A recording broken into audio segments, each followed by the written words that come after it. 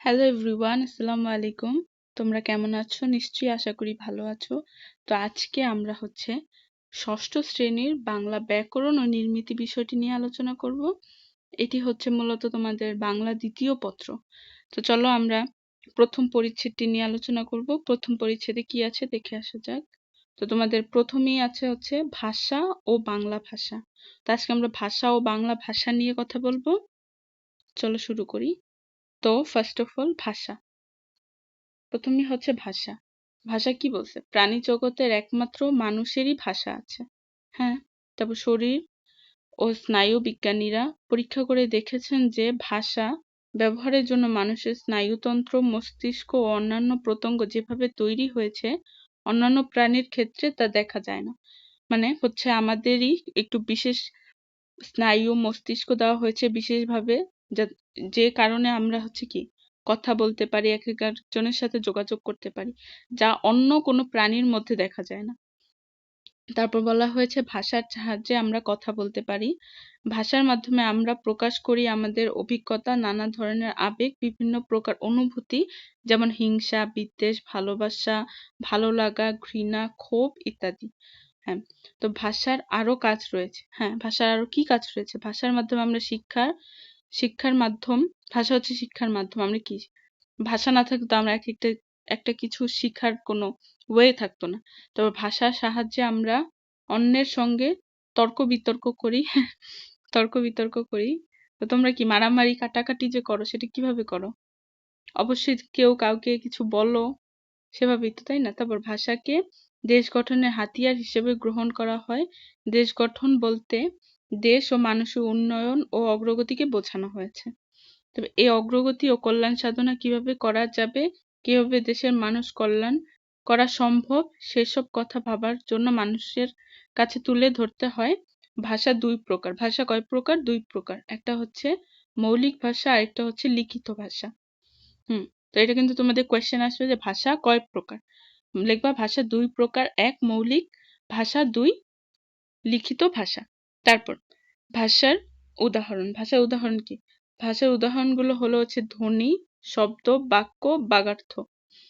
ফার্স্টে কি একটা ধ্বনি, যেমন স্বরে অ, স্বরে আ, তারপর ক, এগুলো কি এক একটা ধ্বনি। এগুলো ধ্বনি মিলে কি একটা শব্দ গঠিত হয়।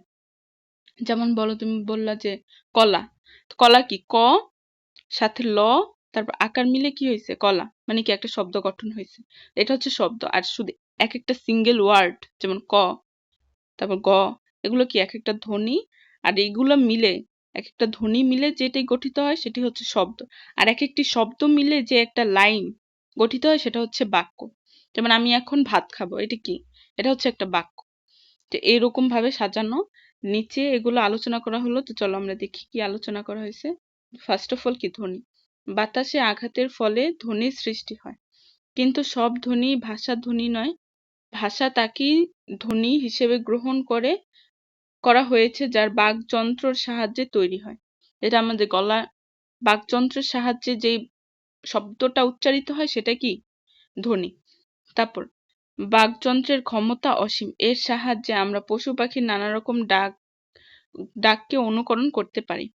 কিন্তু কিন্তু এসব ভাষা কি ধ্বনি নয়। এসব ভাষা কি ধ্বনি হিসেবে গণনা। তারপর ভাষার ধ্বনি শুধু বাকযন্ত্রের সাহায্যে উচ্চারিত হলে হবে না, তাকে অবশ্যই অর্থপূর্ণ হতে হবে। যেমন তুমি একটা কিছু বললা, সেটা কি একটা অর্থপূর্ণ কথা হইতে হবে, যাতে একটা মানুষ বুঝে তুমি কি বলার চেষ্টা করছো। তাহলে সেটা কি হবে? সেটা ভাষায় পরিণত হবে। এছাড়া কি ভাষায় পরিণত হবে না। যেমন পশু পাখির ডাক কিংবা এক জাতীয় কোনো ডাককে আমরা কি আওয়াজ বলি। এটা কি ভাষা না, এটা কি আওয়াজ। তো ভাষার একটি ধ্বনির স্থানে আরেকটি ধ্বনি বদলে দিলে নতুন অর্থবোধক শব্দ তৈরি হয়। যেমন কাল। এখানে ক ধ্বনিটি বদলিয়ে খ ভিন্ন অর্থ ব্যবহার করে, যেমন কি খাল। আচ্ছা, কালের জায়গায় যেমন খাল দিই, ক এর জায়গায় খ এসে বলে কি খাল। কাল কি বোঝায়? কাল যেমন একটা কি সময় বোঝায়। কাল দিয়ে কি সময় বোঝায়, কিন্তু খাল কি? খাল হয়ে গেছে পুকুর। তারপর গ দিলে কি গাল, যে আমরা যে গালি যেটাকে বলি সেটা। তারপর তাল। তাল তো সবাই চিনো, ঢাল, মাল, শাল। দেখছো? একটা শব্দ চেঞ্জ করার ফলে কি পুরো শব্দের মিনিংটা, মানে অর্থটাই চেঞ্জ হয়ে গেছে। তো ইত্যাদি। তারপর এভাবে আমরা খ, গ, ত, ম, স ইত্যাদি ধ্বনি পাই। ধ্বনির উপলব্ধি ভাষাবিদদের মনেই রয়েছে এবং স্বাক্ষর ও নিরক্ষর সব মানুষ তা জানে, বোঝে ও ব্যবহার করে। তারপর তারপর আমাদের নেক্সট টপিক হচ্ছে খ, শব্দ। তো শব্দ পড়ি। শব্দ কি বলছে? এক বা একাধিক ধ্বনি মিলে শব্দের সৃষ্টি হয়। যেমন মানুষ। মানুষে কি? ময় আকার, ম কি একটা? ম হচ্ছে একটা ধ্বনি, ন একটা ধ্বনি, স একটা ধ্বনি। এই ধ্বনিগুলোর সাথে কি কার চিহ্ন যুক্ত হয়ে তারপরে মিলিত হয়ে কি একটা শব্দ গঠিত হয়েছে। তো এখানে কি 5টি ধ্বনি আছে। এই যে 5টি ধ্বনি আছে। কি ধ্বনি? ম, তারপর হচ্ছে ম, তারপর হচ্ছে কি স্বরে আ, ন, রস্য উ, তারপর হচ্ছে তালব্য শ। লক্ষ্য করা যায় কি এই উদাহরণ শেষে ধ্বনির বোঝাতে তালব্য শ হিসেবে প্রথম বন্ধনীতে মূর্ধন্য স লেখা হয়েছে। মনে রাখতে হবে মূর্ধন্য স ধ্বনি নয় বর্ণ। হ্যাঁ, মূর্ধন্য স কি ধ্বনি নয় বর্ণ। এটা কিন্তু তোমাদের কোশ্চেন আসতে পারে। তারপর হচ্ছে তারপরেরটা টপিক হচ্ছে বাক্য। তো বাক্য বলতে কথা বা বচনকে বোঝানো হয়। ভাষার উদাহরণ হিসেবে ধরলে বাক্যের স্থান তৃতীয়। বাক্যের স্থান কত? বাক্যের স্থান হচ্ছে তৃতীয়। তারপর ধ্বনি দিয়ে যা শুরু হয়েছিল শব্দ এসে তা আরো সহজ হয়েছে। বাক্য এসে পরিপূর্ণ না হলে সে আরেকটা অপূর্ণতা পায়। প্রতিটি বাক্যই কেউ উৎপাদন করে আর কেউ শোনে।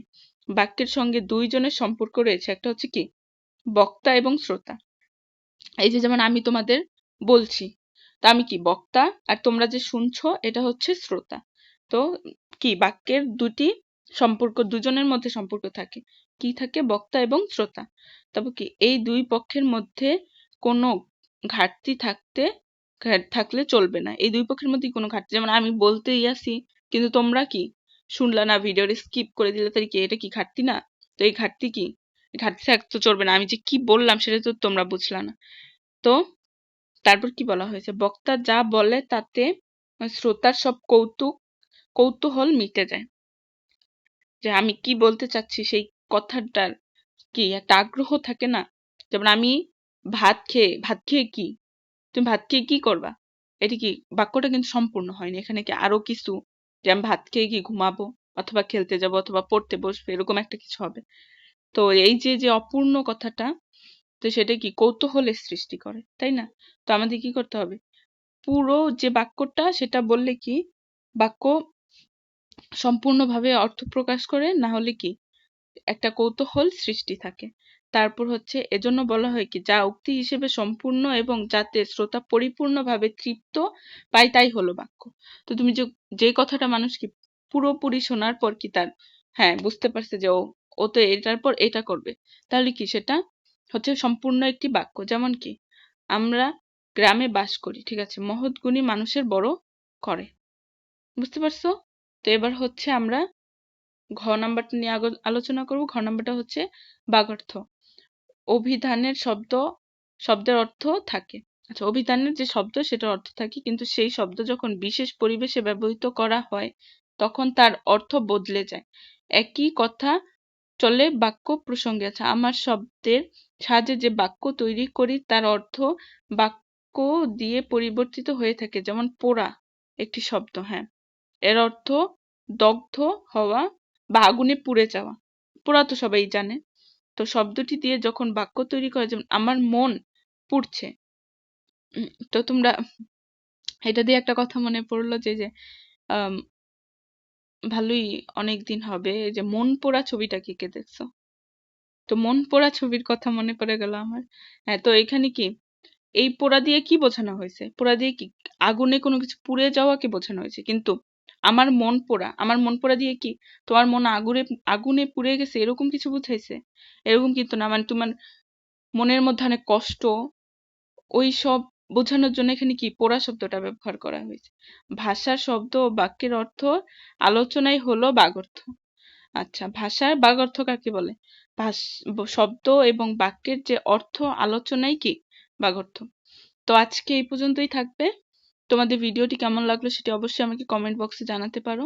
আর তোমরা প্লিজ দয়া করে প্লিজ আমার চ্যানেলটি সাবস্ক্রাইব করে দিও। আর তোমরা নেক্সট কোন কোন বিষয়ের উপর ভিডিও চাচ্ছ সেটি আমাকে জানাতে পারো। আমি অবশ্যই তোমাদের মতামত অনুযায়ী ভিডিও আপলোড করার চেষ্টা করব। ধন্যবাদ সবাইকে আমার ভিডিওটি দেখার জন্য।